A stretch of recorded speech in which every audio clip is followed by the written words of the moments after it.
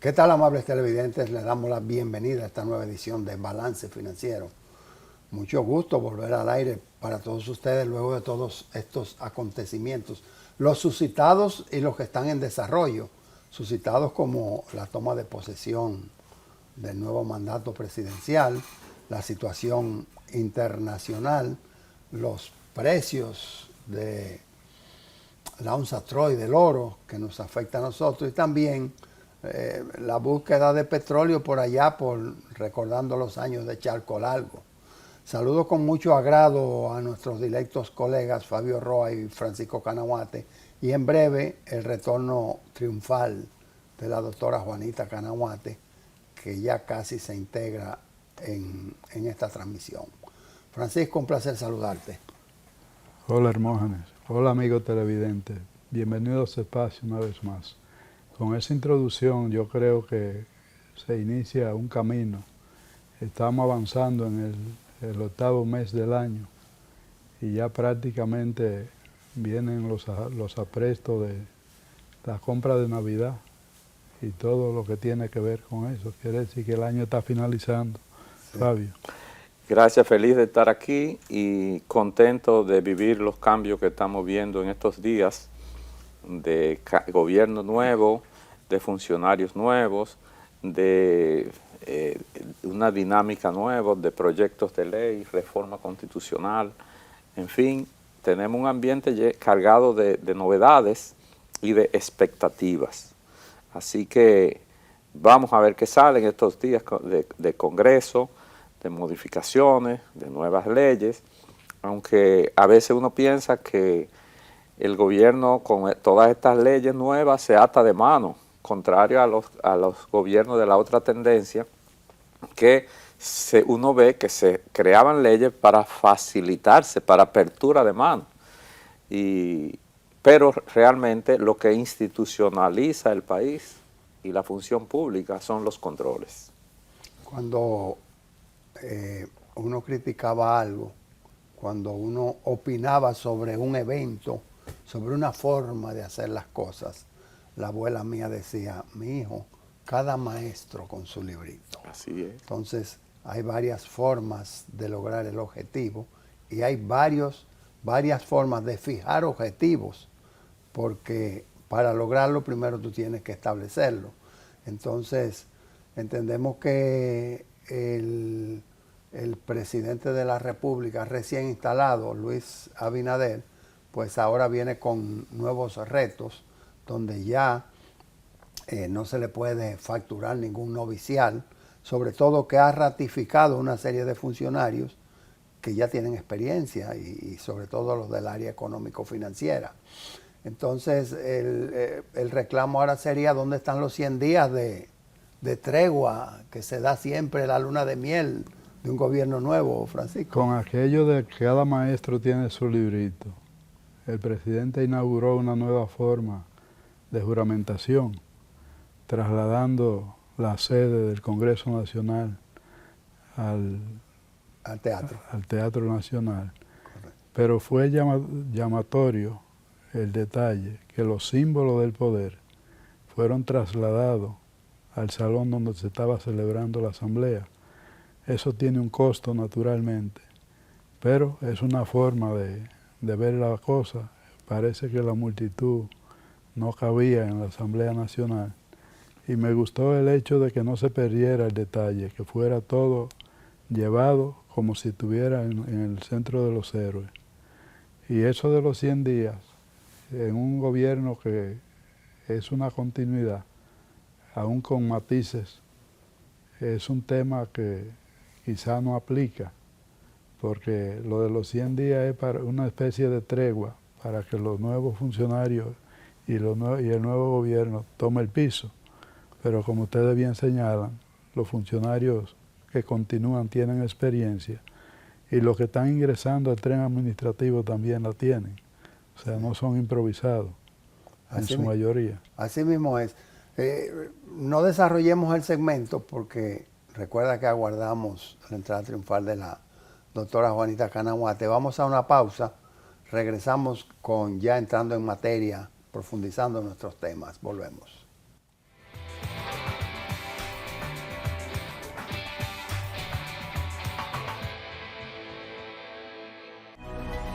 Llegar a ti siempre ha sido lo más importante. Y hoy, más que nunca, nuestro compromiso de proveer lo esencial para ti y tu familia nos llena el corazón.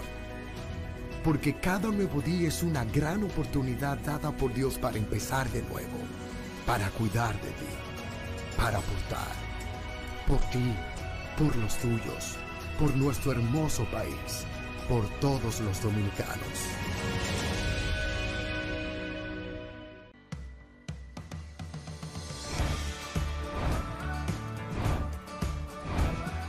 Soy Yomerfi Santamaría y estamos muy felices de que Bravo ha llegado a la ciudad de la Constitución, San Cristóbal.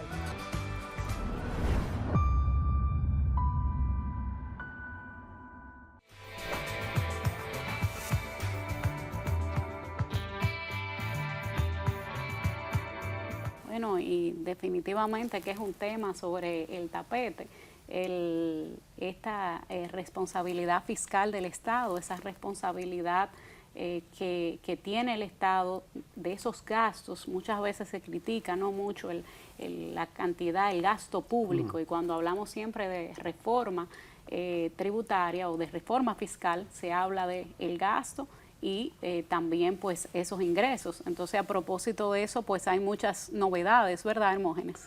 Sí, el presidente de la República se hizo acompañar digamos, del gabinete económico, encabezado por el ministro de Hacienda e incluyendo el de Impuestos Internos, para anunciar el sometimiento del proyecto de ley, que es como si fuera la colita o la siamés de la ley de responsabilidad fiscal, y en la cual él persigue restringir el gasto. Uno de los puntos que aprovecha la oposición generalmente es el de el gasto social del Estado. Entonces, el presidente de la República está tomando acciones que son restrictivas. Tengo derecho a, pero no lo voy a hacer porque. Entonces, es como el padre de familia. Fabio quisiera irse por ahí de ronda, muchacho joven, con sus amistades, pero él dice, no, pero yo tengo mis hijos, que tengo que darle el ejemplo. Primero tengo que ser un hombre honrado, un hombre honesto y un hombre que tenga principios éticos, una conducta como un profesional impecable. Entonces eso hace que él, queriendo comerse una pizza de 8 pedazos, dice, no, dame un pedazo nada más y dame nada más el lado donde está la lechuga, los vegetales.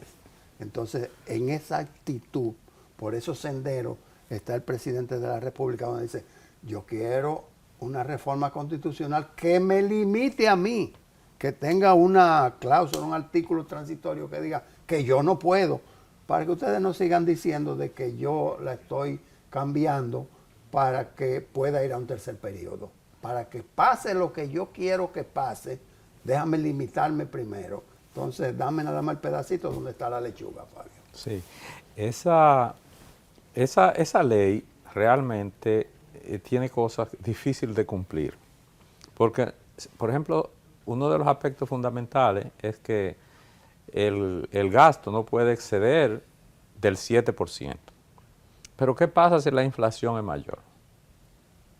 O sea, yo no sé realmente bajo qué criterio se han considerado, pero más que una atadura de mano, esa ley, no creo que es cuestión de responsabilidad. Porque la responsabilidad no es por ley, la responsabilidad es un principio, es un valor humano. Y el presidente ha demostrado con demasía que es el que más la ha tenido de todos los anteriores.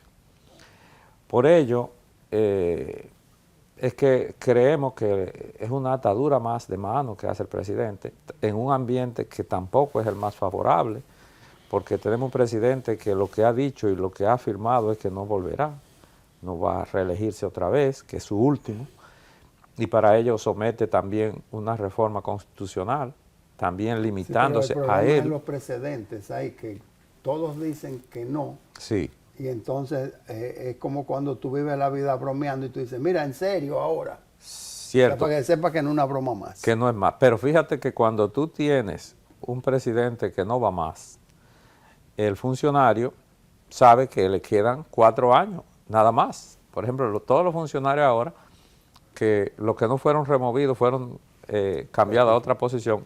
Nadie, solamente el ministro de la Fuerza Armada quedó fuera. Todos los demás pasaron a otra función. De manera que ya ellos saben también que no vuelven. Y abre también la brecha de gente que quiera ser, que quiera llegar a ser dentro de los que son ministros. Y la historia nos ha dado en la cara. O sea, cuando Hipólito eran 9 ministros y los 9 querían ser presidentes. Ahora no es esa la situación, pero no se vislumbra tampoco liderazgo fuerte para asumir la presidencia en el próximo periodo. Sí, pero la misma Constitución establece, la Constitución actual, la mesura en el gasto, la calidad del gasto, Francisco. Así es. Hemos mezclado 2 temas. El de la iniciativa de convocar a la Asamblea Revisora de la Constitución para que se aboque a una reforma que en principio está restringida. No sé qué pasaría cuando se someta a discusión los temas incluidos en ella. Y el otro tema es el de la ley de responsabilidad fiscal, que es una parte del pacto fiscal, que va en las 2 direcciones, en la de los ingresos y la de los gastos. ¿Qué es lo que se persigue aparentemente? Una justificación moral ante el contribuyente antes de anunciarle la reforma tributaria, decirle, miren, ya estamos adelantando en la parte del gasto. A mí me gustaría pensar como Estado, no como gobierno, porque cuando limitamos a un gobierno, estamos hablando de cuestiones transitorias. Cuando hablamos del Estado, estamos hablando de continuidad de una sociedad jurídicamente organizada que se organiza y opera a largo plazo. Entonces, una de las cosas que a mí como Estado me gustaría ver es que la división política de la República Dominicana se revise y se restrinja, porque creo que la hemos subdividido tanto que la hace costosa sin que necesariamente esto conlleve beneficio para la colectividad. Doctora. Totalmente. Y con relación a la ley de responsabilidad fiscal, hay varias críticas con relación a las sanciones. Hay unas disposiciones sobre lo que debe ser, pero ¿cuáles son esas sanciones a todo el que no cumpla? ¿Son suficientemente fuertes? ¿Son suficientemente eficaces? Ciertamente aquí en nuestro país tenemos muchísimas leyes y muchísimas leyes buenas. A veces no son tan eficientes por falta de previsión en cuanto a la sanción por el incumplimiento, y otras veces, aun cuando hayan buenas sanciones por el incumplimiento, no son eficientes porque no hay una aplicación. Entonces yo creo que lo que se debe llamar es que se apliquen todos esos principios y toda esa buena voluntad que se tiene, y que se sancione y que velemos por sanciones para el cumplimiento de la ley. Y eso no me refiero solo a la responsabilidad fiscal en ese momento, sino a todas las leyes, porque definitivamente cuando preguntamos aquí a los ciudadanos qué queremos, muchos dicen que se aplique la ley. Y leyes pueden ser varias, hasta de las ciudades, hasta de urbanismo, o sea, cualquier normativa. A veces se siente que hay mucha flexibilidad en cuanto a la aplicación real. Entonces, yo creo que el llamado debería ser a que lo que establece la ley, pues que se cumpla. ¿Sería que a la ley 155-17, ley antilavado de activos, le habrá faltado un complemento? Porque la evasión fiscal, por ejemplo, está tipificada como lavado. en la 155.17. La defraudación tributaria. La defraudación tributaria, correcto. Y como que yo no sé si es que concilian, si es que una está yuxtapuesta con la otra, o si es que realmente se necesitaba complementarlo, porque el contenido de la responsabilidad fiscal, ya la 155.17 lo tipifica, ¿no? Bueno, No, hay pero una no. cosa que es responsabilidad fiscal del Estado en cuanto a cómo se realiza el gasto. Bueno, Y otro- está bien ese capítulo. Desde el punto de vista de la defraudación tributaria, lo estamos viendo desde el punto de vista del contribuyente, y cuando el contribuyente comete el delito, que ahí hay dolo en defraudación tributaria, para realmente pues disminuir la cuantía de esos Y impuestos. hasta dónde se ramifica la responsabilidad que está contenido. O sea, va hasta los gerentes y cualquier persona que contribuyó Claro, pero separando los dos conceptos. Fabio hacía un señalamiento con el tope al gasto que se plantea. Es decir, si la inflación es mayor, bueno, se está abogando porque haya estabilidad en los precios, pero la realidad es que en cualquier momento los mercados pueden cambiar, y si cambian y hay un nivel de inflación mayor, entonces sería una reducción de los gastos, aunque suban al tope del 7%, si hay una inflación mayor, en términos reales habría una reducción, no un incremento en un 7%, sino una reducción. Pero habrían eximente. El tema que plantea Juanita María es el cumplimiento de la ley. Es que después que se vota una ley, como que nos olvidamos de ella. Aquí hay muchas leyes parafiscales que le autorizan a las instituciones públicas a cobrar por los servicios que ofrecen, y eso no ingresa al Tesoro Nacional, sino que son parte de los ingresos administrativos de esas instituciones. Al contribuyente se lo establecen, la ley pasa y nadie vuelve a hablar de eso, pero cada vez que se gestiona un servicio ante esa entidad hay que pagar un precio, y eso no entra a la presión tributaria. Quiere decir que también eso debía ser objeto de revisión. Hermógenes siempre se refiere al caso de los residuos sólidos.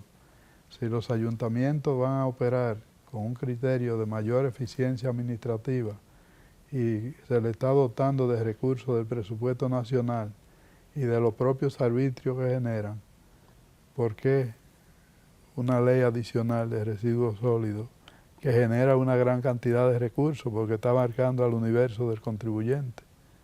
Exacto, y sobre todo conexa a una declaración fiscal, o sea, condicionada a una declaración fiscal que realmente ata de manos a la empresa. Hay veces que el impuesto a los residuos sólidos puede ser mayor al impuesto liquidado, no al impuesto calculado, sino la línea de abajo, el saldo a pagar.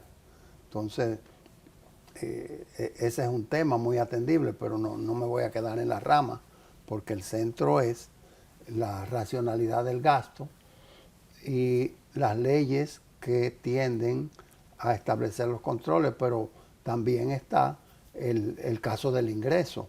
O sea, cuando hablamos de la evasión fiscal, ya ahí estamos, la defraudación fiscal, ya ahí estamos hablando de un castigo al ingreso. No sé si Fabio tiene. Sí, yo realmente esa parte de residuos sólidos tampoco yo creo que como es una sobrecarga tributaria.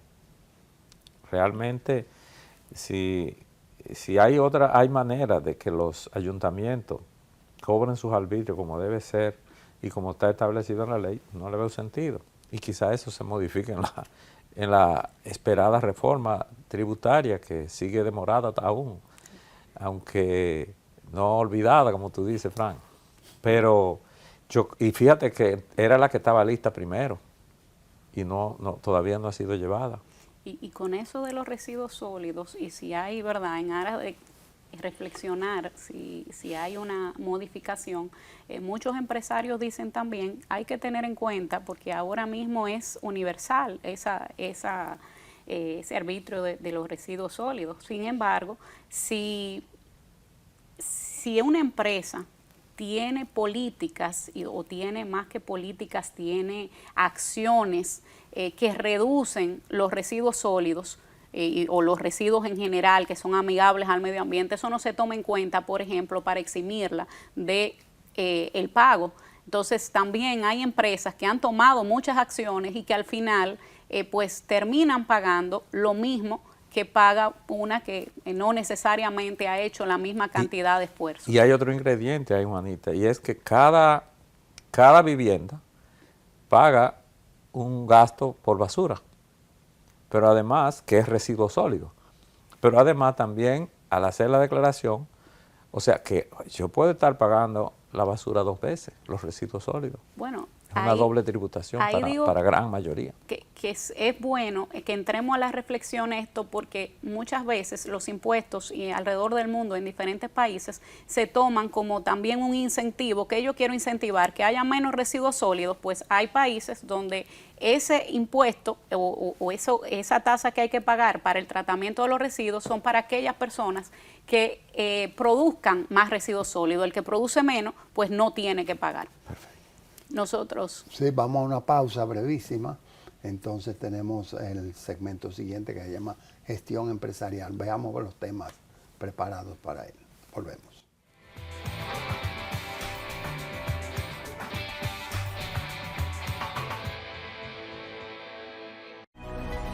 Llegar a ti siempre ha sido lo más importante. Y hoy, más que nunca, nuestro compromiso de proveer lo esencial para ti y tu familia nos llena el corazón.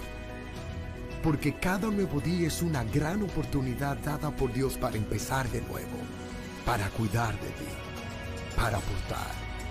Por ti, por los tuyos, por nuestro hermoso país, por todos los dominicanos.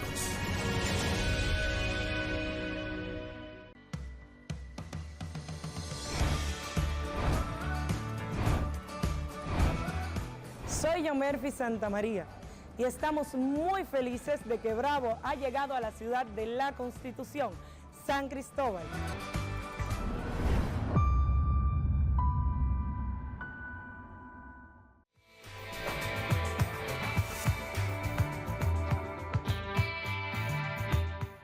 Aquí estamos en su segmento Gestión Empresarial.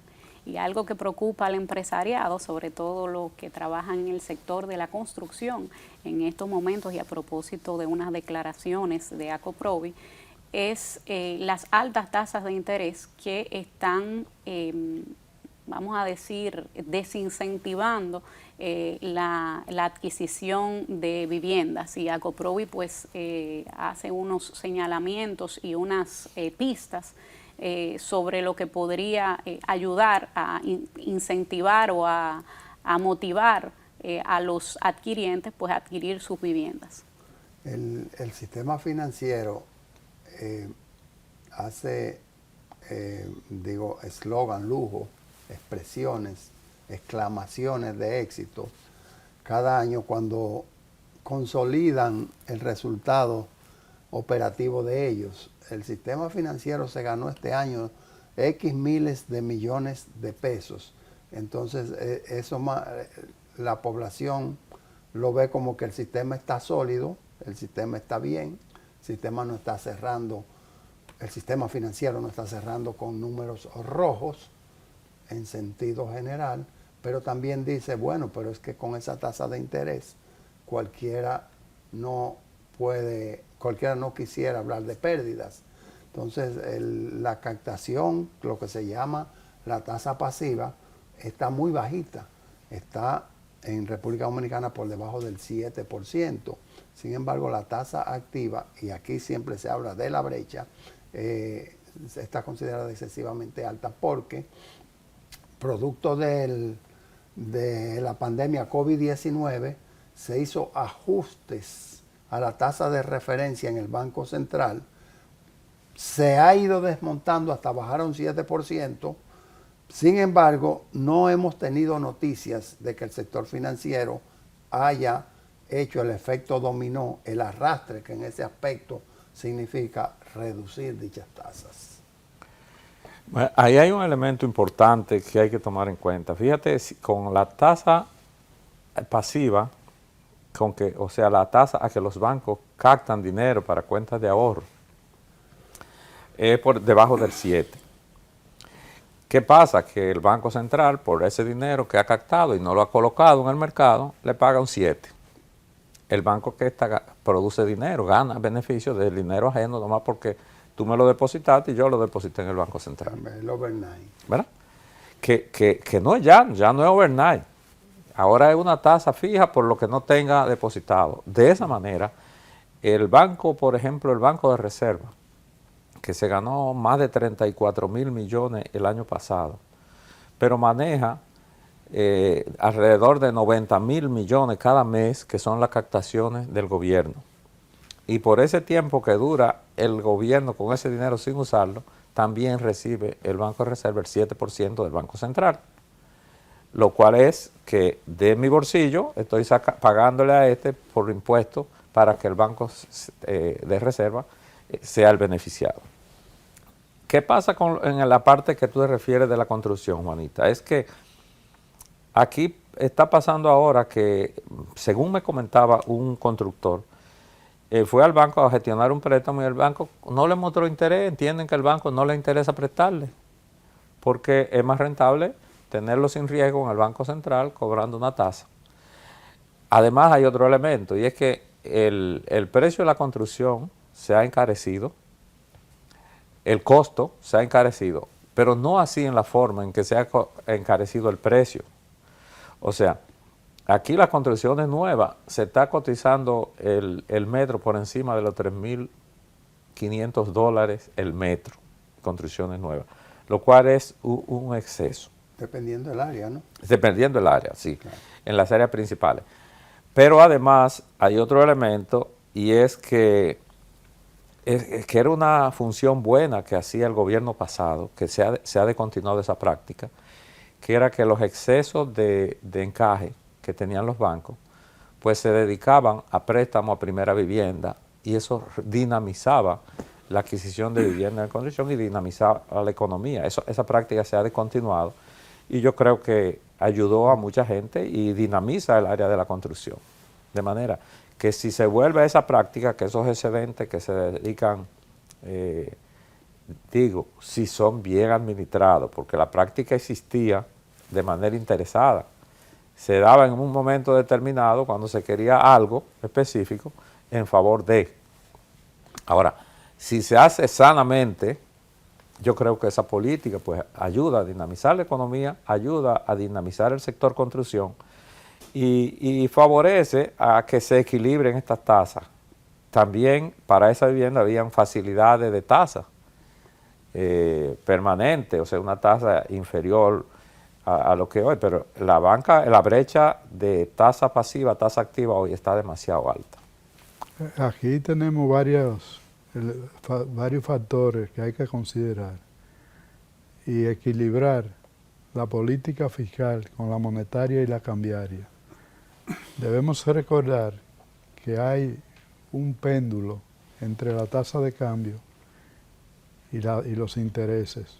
En la medida que se reduce la tasa de interés, tiende el mercado a demandar más divisas y sube la tasa de cambio.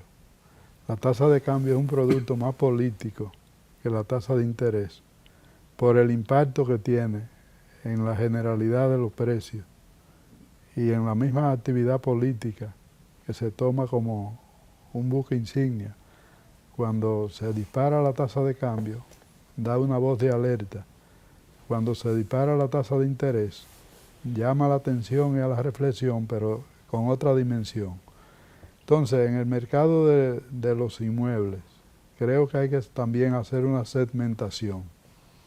Lo que son inmuebles de bajo costo tienen el mismo impacto de los precios de los materiales de construcción, no así la misma conducta financiera, porque se le da un bono cuando son proyectos declarados de bajo costo, equivalente a los ITEVI que se adelantan o al monto que se acuerde.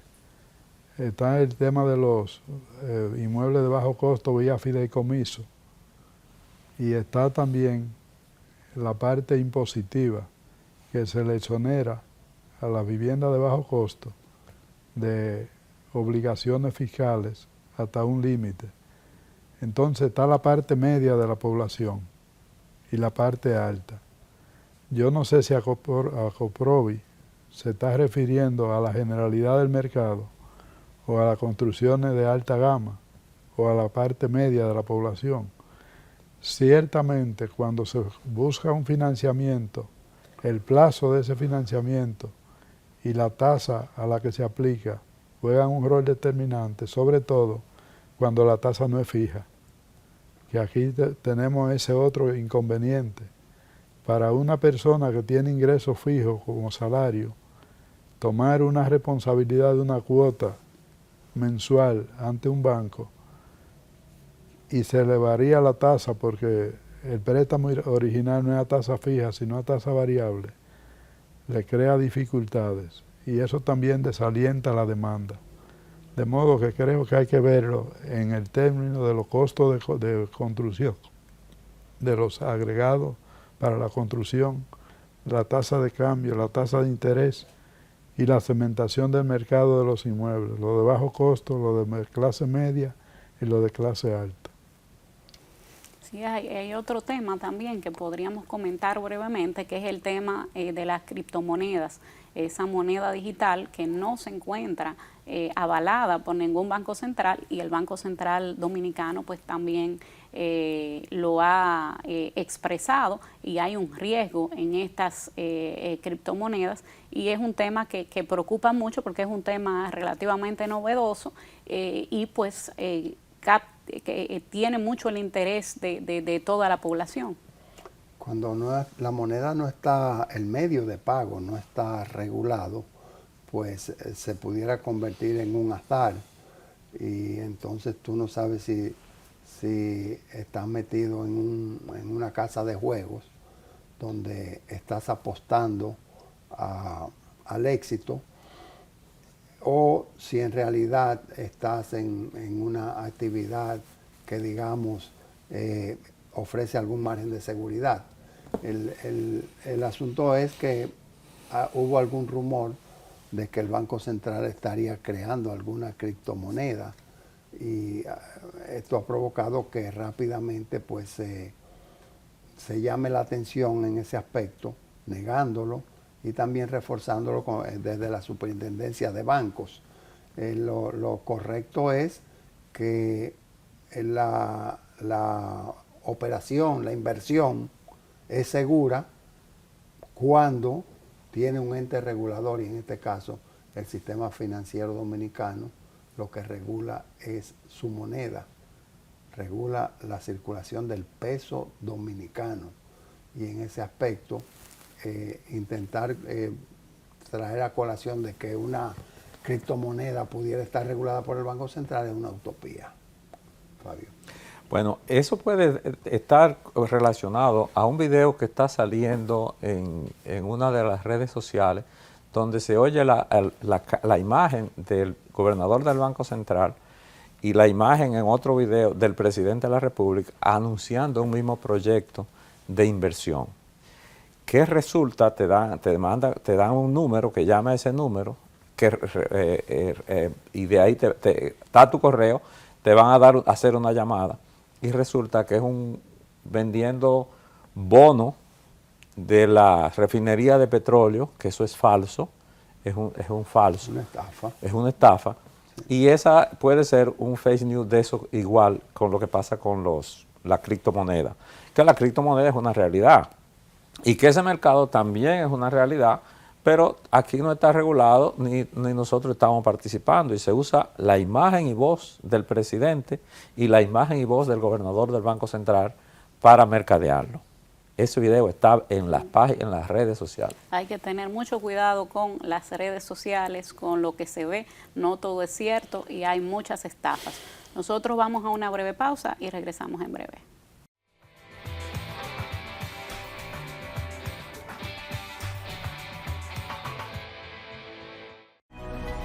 Llegar a ti siempre ha sido lo más importante. Y hoy, más que nunca, nuestro compromiso de proveer lo esencial para ti y tu familia nos llena el corazón. porque cada nuevo día es una gran oportunidad dada por Dios para empezar de nuevo, para cuidar de ti, para aportar, por ti, por los tuyos, por nuestro hermoso país, por todos los dominicanos.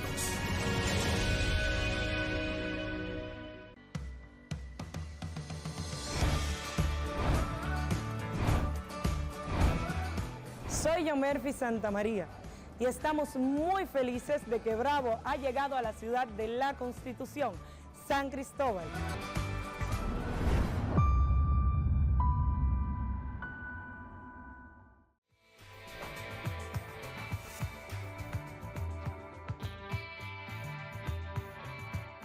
Estamos en Contaduría y Finanzas y qué bueno que en Contaduría siempre podamos relatar lo relativo al comportamiento de la moneda, al comportamiento del barril de petróleo, las variables que inciden en nuestro mercado y que pudieran ser los factores que conducen al índice de inflación anual. Antes de eso, pues traer a colación, llevar el pésame por el sentido fallecimiento del contador público César Puello, una figura muy conocida entre los contadores, entre los universitarios de la UAS y también entre sus compañeros de trabajo, de su último trabajo, que fue la Cervecería Nacional Dominicana.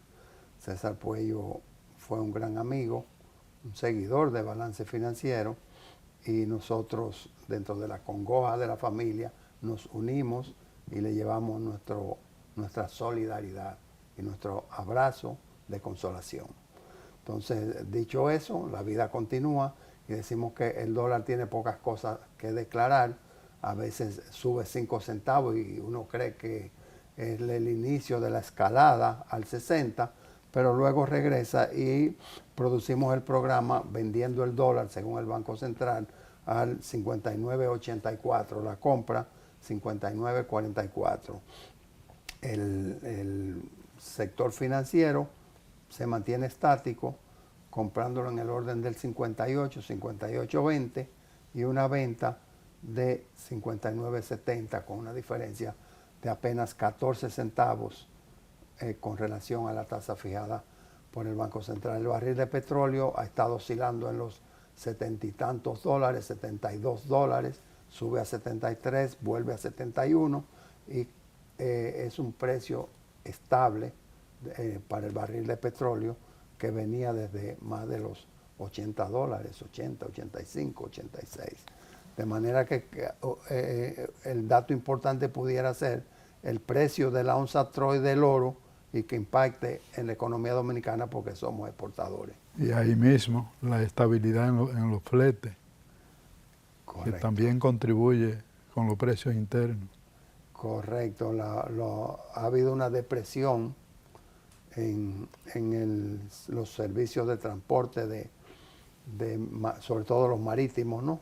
Transporte marítimo de materias primas, y como dice Francisco, afortunadamente pudiera impactar el costo de producción. Ahorita cuando hablábamos de la tasa cambiaria y el impacto en la construcción, yo pensaba, bueno, pero y el margen de comercialización cuando es una venta única, que no es recurrente. Tú vas y compras un bolso de 5 libras de arroz y sabes que la semana siguiente vas a tener que buscar otra. Pero cuando tú compras una casa, tú lo que quieres es vivir todo el resto de tu vida en esa casa. Y quizás el margen de comercialización, el costo de fabricar esa casa o ese apartamento versus el precio de venta, también pudiera estarse hablando de brecha, Francisco. Y también los que necesitan la vivienda están recibiendo el apoyo del propio Estado que está construyendo viviendas. Viviendas de bajo costo, que se llama de bajo costo, pero ya está en el orden de los 4 millones de pesos, ese valor mínimo. No sé si Fabio tiene algo que acotar al respecto. Sí, realmente el ambiente económico pues tiende a mejorarse. Yo lo que creo es que el efecto oro, el precio oro, no incide de manera tan importante en nuestra economía, aunque somos exportadores, por los acuerdos con que se manejan. Lo que nos toca de incremento es mínimo. Pero sí, en el ambiente, digamos, de la economía, y se nota, se aprecia el dinamismo. Igual, aunque es contradictorio que si los fletes están bajando, es porque hay mayor disponibilidad de espacio en los barcos. Bueno, recuerda que ya llovió en Panamá, ¿no? Sí, ya llovió. Pero además, el dólar creciendo es porque hay más demanda. O sea, son elementos que no se contradicen. El euro creciendo, bueno, esa tiene una explicación, y es que son mucho más ahora mismo los vuelos a Europa que se está manejando. Y muchos dominicanos están viajando mucho más. Y en Europa, pues, eso es euro, ahí el costo, por eso el costo. No porque las importaciones de Europa hayan crecido, no creo. Recuérdate, Fabio, que aquí analizamos en un momento determinado que habían dos momentos, el de pagar la mercancía y el que se trajeran al país. Sí, pero entonces, acuérdate que hoy los pagos por eso son la por tasa de transferencia. cambio sube cuando se demandan los dólares para prepagar las importaciones que llegarán posteriormente. Sí, pero ya el crédito en las ya la carta de crédito no existe. Ya la fianza y la ya no existe. O sea, son pagos por transferencia el 90% de las exportaciones. O sea, ya el crédito internacional no existe. Sí, haciendo la asociación con el transporte. O sea, si yo compro una mercancía hoy, vehículo, por ejemplo, para traerlo en octubre, hoy no viene el espacio en los contenedores porque lo estoy pagando, pero no lo estoy importando todavía. Sí. Entonces el efecto en la tasa de cambio se siente hoy y el efecto en el contenedor se va a sentir en octubre cuando venga la importación. Sí, pero fíjate que por ejemplo, en el caso de los vehículos, la importación de vehículos se pagaba a 180 días, o sea, 6 meses después. Por eso tuve la oferta que se hacía antes, de que empiece a pagar en enero, lléveselo y empiece a pagar en enero. ¿Verdad? Pero ya no es así. Interesantes temas. Vamos a una pausa. El mundo de los impuestos. Juanita Canahuate Camacho. Volvemos.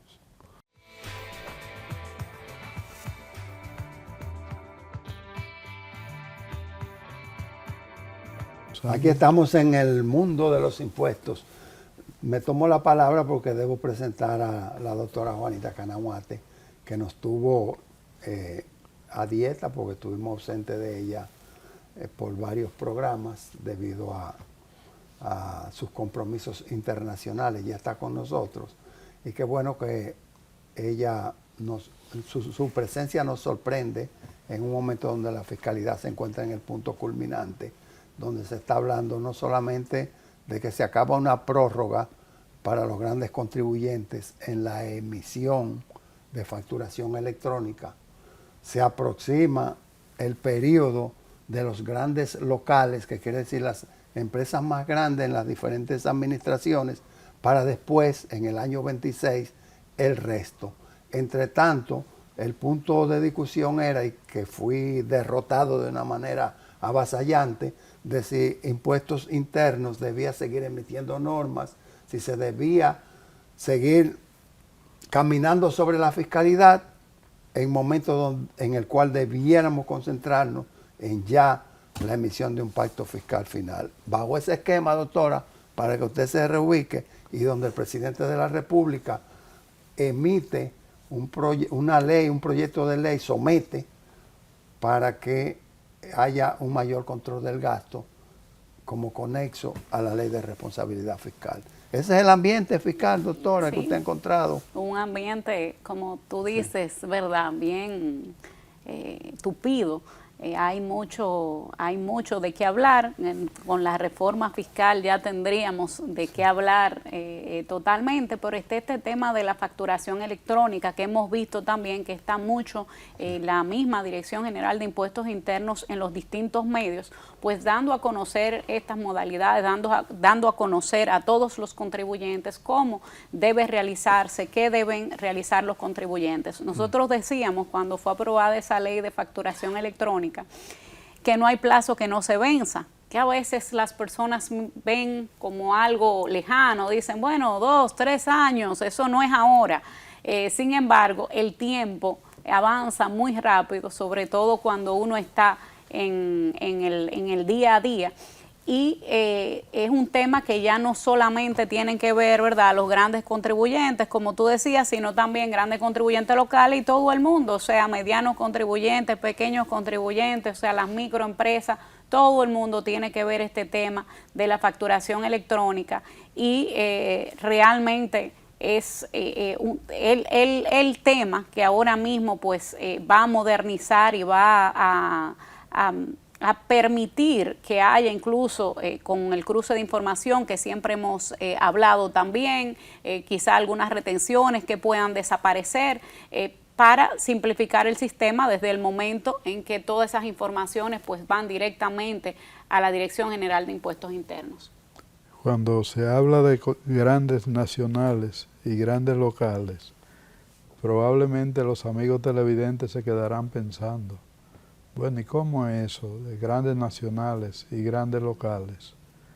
La Dirección General de Impuestos Internos tiene una clasificación de los más grandes contribuyentes que tributan ante esa oficina recaudadora y lo tiene clasificado los grandes contribuyentes en una gerencia particular, específica y con una cartera de contribuyentes que cuelgan ahí. Y desde ahí se le da seguimiento, desde ahí los oficiales le dan asistencia, le dan soporte y hay una fluida comunicación entre cada contribuyente y esa gerencia de grandes contribuyentes. Cuando se habla de grandes locales, es que la administración está segmentada en administraciones locales. La Dirección General de Impuestos Internos es una, pero tiene unidades operativas en distintas partes de la ciudad, el Gran Santo Domingo y a nivel nacional. Y en cada una de esas agencias hay contribuyentes que son de diferentes tamaños. Entonces, según los parámetros que se establezcan, se le asigna una categoría de grande de esa administración local, que son los más grandes de esa administración, pero no tan grandes como los que tiene la gerencia de grandes contribuyentes. Yo quería hacer esa acotación para que se vea. Sí, pero eso está muy interesante porque es bueno que se sepa, aquí lo sabemos, pero yo no sé si todo el que está sintonizándonos por el medio que sea, lo sabe, que esa es una clasificación dinámica que no es estática. En la medida que la empresa oscila hacia arriba o hacia abajo, puede cambiar de categoría. Es posible que hoy esté como grande contribuyente nacional y mañana pase a local o pase a mi pyme. Lo propio sucede cuando se divide la ciudad en porción, en territorio, y a una administración local se le asigna el territorio, igual que pasa con la vida parroquial, que la diócesis de un país o de un pueblo tiene un territorio de ese pueblo, de esa dimensión, y la parroquia tiene una porción de ese pueblo bien dimensionada. O sea que dos parroquias pueden estar divididas solamente por una acera, por una calle, y son diferentes. Sí. Aunque son unidades centralizadas en la misma iglesia, sí, tienen su territorio independiente, sí, para los fines. Fíjate que pero eso está lejos de la fiscalidad. Fíjate que la Junta Central Electoral está en Santo Domingo Oeste, pero la Plaza de la Bandera está en el Distrito Nacional, porque la división es justamente la avenida Gregorio Luperón. Y eso mismo pasa con la DGI y la oficina recaudadora que la integran. Se divide, por ejemplo, una zona como Los Cacicazos, Bellavista, y eso puede estar asignado a la administración local, la feria, o puede estar Abraham Lincoln, depende de donde se hayan integrado y clasificado. Y constantemente la administración vive diciéndole a los contribuyentes, dónde han sido transferidos cuando hay reorganización ¿Y quién interna. es su oficial de cuenta incluso? Sí, y no solo eso, sino que para gestionar cualquier necesidad corresponde a esa administración local y no a otra. Totalmente. Y en la facturación electrónica, para quizá pues simplificar a todos quienes nos escuchan, si tienen alguna duda de si son grandes, la Dirección General de Impuestos Internos ha estado publicando también listados de quiénes son esas empresas que deben pues estar acogidas o haber implementado la facturación electrónica de acuerdo con el calendario, y también si tienen alguna duda pues pueden también contactar directamente a la Dirección General de Impuestos Internos para que les especifique cómo están considerados, incluso por el mismo hecho que, como dice Hermógenes,